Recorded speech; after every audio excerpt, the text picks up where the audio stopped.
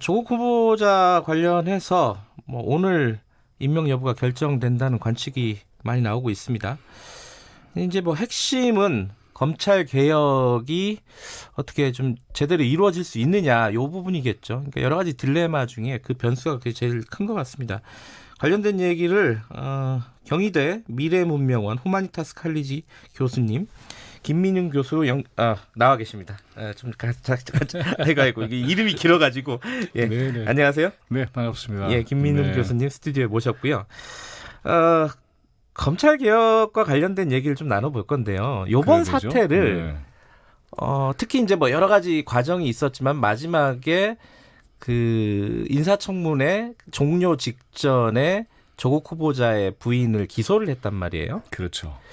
이 상황을 교수님께서 검찰 쿠데타라고 네. 뭐 신문 기고라든가 뭐 아니면 네. 본인 페이스북이나 이런 데 쓰신 걸 봤습니다. 네. 그렇게 규정을 하는 지금 상황을 그렇게 규정하는 이유를 뭐라고 봐야 되죠? 가장 중요한 것은 헌법적으로 선출된 기관의 정치적 결정. 네. 장관을 임명하는 것은 대통령에게 그와 같은 권리를 국민들이 일단 위임한 거 아니겠습니까? 네. 그런 매우 중차대한 정책 결정을 교란시킨 거죠. 이것은 말하자면은 이번에 특히 법무부 장관의 임명이라고 하는 것은 검찰 권력을 어떻게 개혁해서 정말 국민들의 인권을 지켜나가는 그런 기관으로 탈바꿈할 것이라는 굉장히 중요한 명제가 걸려 있는 거 아니겠습니까? 네. 근데 거기에 이제 개입을 해서 결국은 검증 절차에 막강한 영향력을 도리어 검찰이 장악해버린 그런 모습을 연출을 했죠. 이런 것은 대단히 위험한 겁니다. 그리고 특히 이제 쿠데타 그러면은 우리가 흔히 이제 군부 쿠데타로 떠올리기가 쉬운데 네. 특히 이와 같은 유형의 일종의 반란이라고까지 할 수 있을 정도로 매우 중대한 권력의 축을 바꾸는 일이죠. 일반 시민들의 일상생활에 별로 영향을 미치는 것 같지 않아요. 보기에는. 네. 하지만 실제로 일반 시민들의 삶에 영향을 줄 수 있는 권력의 중추의 힘이 발휘된 사건이죠. 이거는 그대로 놔두면 이번에 이제 봤습니다마는 이제 촛불 시민혁명에 반대했던 세력들이 총반격을 했다 이렇게 볼 수밖에 없어요. 그리고 그 선두에 언론의 권력 또 정치 권력, 의회 내의 일종의 적폐 세력이라고 할 수 있는 세력들 그리고 우리가 개혁의 대상으로 생각했던 검찰 권력, 일종의 권력 카르텔이라고 할 수 있는데 이 힘들이 총 집결을 해서 이와 같은 검찰 권력 개혁을 좌절시키는 그런 흐름들이 있었다라고 볼 수밖에 없어요. 이건 물론 네. 이제 사실관계를 하나하나 확인하면서 얘기할 수밖에 없겠지만은 그러나 네. 사실도 전체 흐름을 정확하게 빨리 알아차리는 게 굉장히 중요합니다. 정치에서 이런 흐름의 속도를 제대로 파악하지 못하게 되면 하다가 당하게 되는 거죠. 그래서 이런 다시는 되풀이되지 않도록 해야 된다는 점 강조를 해드리고 싶습니다. 그래서 이번 사건에서 국민들이 차차 사건이 전개된 과정에서 어제까지 확실하게 느끼게 된 건 이거 정말 위험한데?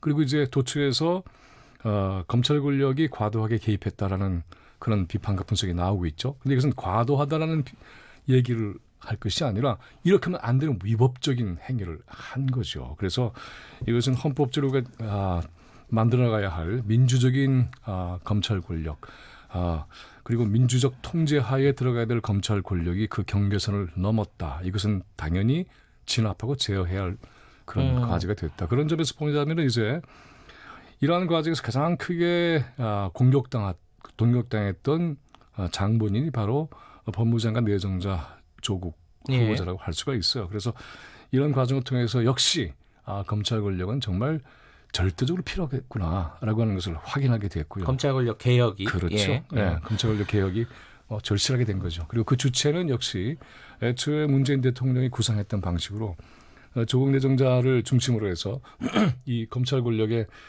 법적, 제도적, 정치적 지휘 체계를 확보하는 것이 이번에 가장 중요한 임무다라고 얘기할 수가 있습니다.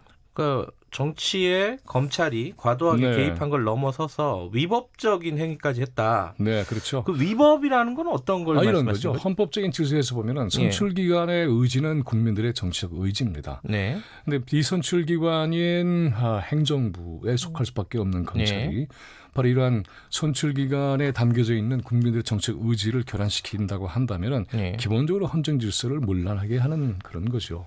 특히 이제 이번에 보면은 이제 민정수석을 법무부 장관으로 임명하는 것이 타당하냐? 검찰의 중립성에 대한 논란이 있지만은 중립성이라고 하는 것은 권력자의 자의대로 이 권력기관을 마음대로 주무르는 것을 막기 위해서 만들어진 게 중립성이라고 한다면 네. 검찰 개혁이라고 하는 것은 중립을 넘어서는 정치적 결정입니다. 네. 말하자면은 검찰 권력 내부에 개혁적인 움직임이 하나 있고 적폐적인 현실이 하나 있다고 한다면 중립은 그 가운데 서는 건 절대로 아니죠. 그러니까 적폐를 청산을 해서 개혁적인 힘이 커지도록 하는 것이 검찰 권력의 개혁 아니겠습니까? 이때는 중립성이 중요한 것이 아니라 개혁적 정치 구도가 훨씬 중요한 것이고 그래서 이러한 이 지휘 체계를 확보하지 못하게 될 경우에 우리 지금 보고 있지 않습니까? 검찰의 손에 맡기게 되면 이런 사태가 만들어지는구나. 이건 굉장히 위험한 것이로구나. 이대로 놓아뒀다가는 큰일 나겠구나. 이런 것을 우리 국민들이 모두 아주 절박하게 깨달아야 할 것이고 깨닫게 된 계기가 됐다고 봅니다. 근데 이제 국민 여론은요. 네. 이렇게 여론조사들을 뭐 어느 정도까지 네, 받아들여야 될지는 또 판단의 여지가 있지만 어쨌든 지금까지 나오고 있는 여론조사 결과를 보면 특히 이제 오늘 뭐 한국일보 여론조사를 보면요. 부인의 기소를 찬성하는 쪽이 더 적절하다고 보는 쪽이 더 많아요. 네, 네. 그리고 뭐 조국 후보자를 반대하는 여론이 더 많고요. 아직까지도. 그렇죠.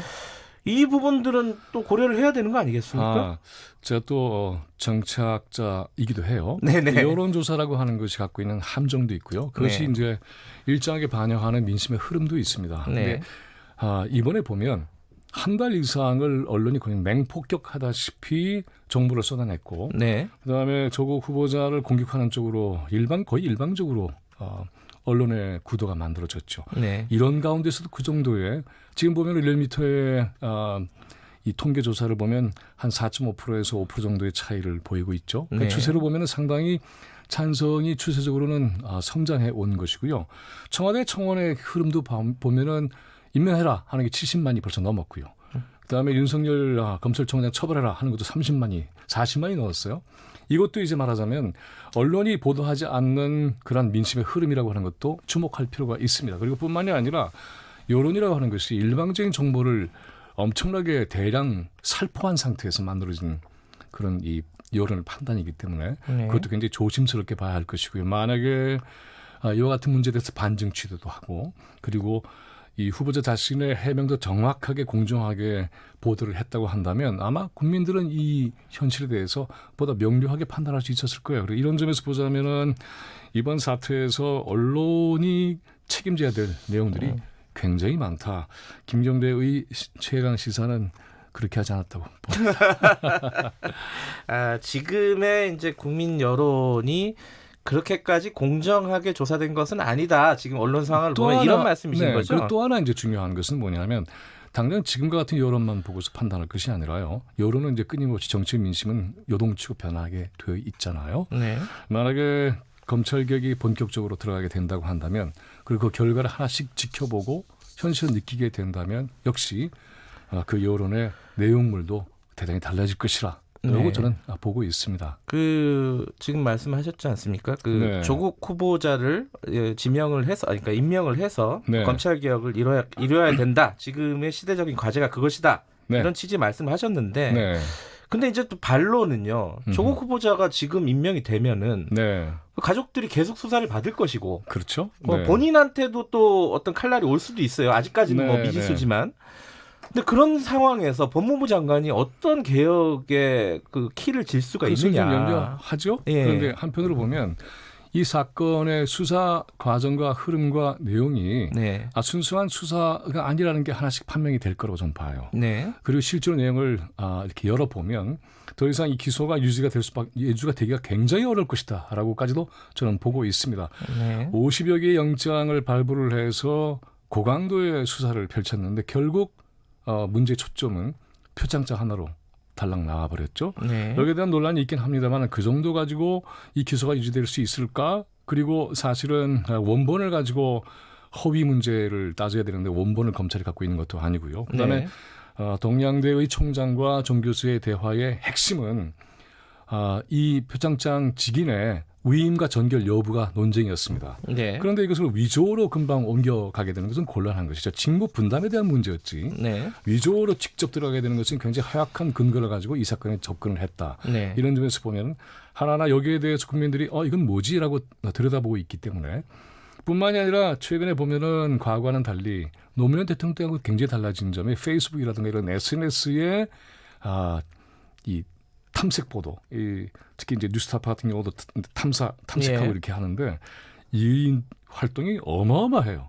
그래서 거기에서 도리어 기존의 언론들이 보도하고 있지 않거나 또는 주목하고 있지 않거나 아직은 알지 못했던 내용들이 계속해서 드러나고 있죠. 이런 점들이 이제 우리 여론 지형에 달라진 지점입니다. 그래서 이런 것들이 가세를 하게 되면 아마 전국의 진실은 조만간에 드러날 것이고 이런 과정에서 검찰 권력의 개혁이 정말 중요하다. 그리고 그 방법은 현재 애초에 문재인 대통령이 구상했던 방식으로 갈 것이다. 그러나 한 가지 이제 염려가 되는 것은 이 검찰의 실질적인 임무를 맡았던 윤석열 검찰총장에 대한 신뢰를 얼만큼 가져갈 것인가에 대해서는 의문부호가 찍혔죠. 그래서 아마 조국 법무부 장관이 임명이 된다고 한다면 이 두 쌍두마차의 체제는 재구성될 수밖에 없을 것 같고요.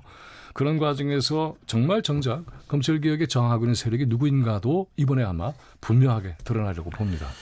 근데 이제 딜레마죠. 이제 전국 네. 운영이 네. 조국 수석을 임명을 했을 때 정상적으로 될 수 있느냐. 네. 아마 총선 전까지 아마 국회 운영은 속된 말로 물 건너갈 것이다. 이런 어떤 그런 얘기도 하죠. 우려도 네. 있지 않겠습니까? 여기서 중요한 것은 그래서 정책 의지를 어떻게 모아가느냐에 달려 있다고 봐요. 임명을 하든 하지 않든 여러 가지 소용돌이는 당연히 닥쳐오게 됩니다. 임명을 하지 않을 경우에는 검찰 개혁의 정책 의지가 일정의 후퇴를 경험할 수밖에 없을 것이고요. 또 하게 되면은 검찰 권력 개혁이라고 하는 굉장히 지난한 과정을 거치게 될 거예요. 네. 그 어느 쪽이 보다 과정을 문재인 정부가 주도적으로 끌고 나갈 수 있을 것인가를 봤을 때는 임명해서 밀고 나가는 것이 훨씬 낫다. 그래서 성과를 하나씩 국민들에게 입증해 나가는 과정이 된다고 한다면 이래서 그럴 수밖에 없었구나. 이 성과는 정말 중요한 개혁의 열매다라고 확신하게 되면 그와 같은 여론의 소용돌이는 차차 자리를 잡아갈 것이다. 이렇게 보고 있습니다. 아까 김 교수님께서 촛불혁명 말씀하셨는데 문재인 정부의 딜레마 중에 하나가 또 이 촛불혁명이 뭐 공정성에 대한 얘기가 굉장히 크지 않았습니까? 뭐 정유라를 비롯해서. 그렇죠. 지금 조국 후보를 임명을 하게 된다면은 그런 어떤 공정성을 본인 스스로 좀 위배하는 것이 아니냐 이런 어떤 여론들도 일부 있는 건 사실입니다. 이건 어떻게 봐야 당연히 될까요? 있죠. 그래서 이 기자간담회나 청문회를 통해서 여러 차례 본인이 얘기했던 것처럼 이것은 이제 조국 내정자의 책임이 마땅한 거죠. 그러나 이걸로 끝이어서는 안 되는 것이고요. 네. 문재인 정부가 그동안에 우리 한국 사회에서 사회적인 불평등에 대한 논란, 불만 이것을 정리할 수 있는 조처를 신속히 취해야 합니다. 그리고 이 문제에 대해서 대통령도 입장을 밝히는 것이 옳고요. 이렇게 해서 우리 사회가 겪고 있는 이와 같은 일종의 계급적 갈등이라고까지 할 수도 있어요. 이번에 보면은 그런 사회 경제적인 격차의 문제를 해결할 수 있는 애초에 우리가 기대했던 문재인 정부의 진보성, 개혁성을 확실하게 만들어내게 된다고 한다면 아마 이 역시도 이 전체의 흐름 속에서 해결된다라고 저는 보고 있습니다. 결국은 이제 알겠습니다. 문재인 대통령과 문재인 정부가 이와 같은 의지를 얼만큼 힘있게 관철할 것인가에 달려 있겠죠. 아까 조국 후보가 임명이 된다면은 검찰총장과의 쌍두마차 지금 구도를 재구성할 거다. 그 말은 쉽게 얘기하면 윤석열 검찰총장이 자리에 있기 힘들 것이다. 이런 말씀이신 거죠? 저는 쉽지 않다라고 봅니다. 왜냐하면 애초에 이 구성은 이런 거 아니겠습니까? 검찰 조직이라고 하는 것은 이와 같은 개혁의 정치적 결정을 받아서 행해 나가는 일종의 제도적 수단이었어요. 그런데 그 수단의 역할을 해야 하는 검찰총장이 지휘체계까지 장악해버리는 바람에 이렇게 사건이 돼버린 거죠. 그래서 이 지휘체계를 정확하게 붙잡고 그 휘하에 검찰이 복종하는 방식으로 문제를 풀지 않으면 이 문제는 풀려 나가지 않을 겁니다. 그래서 검찰이 여기에 대한 저항을 하게 되는 순간에 보다 고강도의 그러한 개혁 조처가 필요하다고 저는 보고 있습니다. 알겠습니다. 오늘 관측대로 임명이든지 뭐 낙마든지 결정이 저는 될지 임명이 모르겠습니다만. 되리라고 보고 있고요. 예. 아마 임명을 통해서 새로운 계기가 만들어지고 전국의 새로운 판도가 짜여져서 새로운 담론이 만들어질 것이고요. 아마 이 최강 시사에도 새로운 얘기가 시작될 것으로 보고 있습니다. 네. 알겠습니다. 고맙습니다. 네네. 김민웅 경희대 교수님.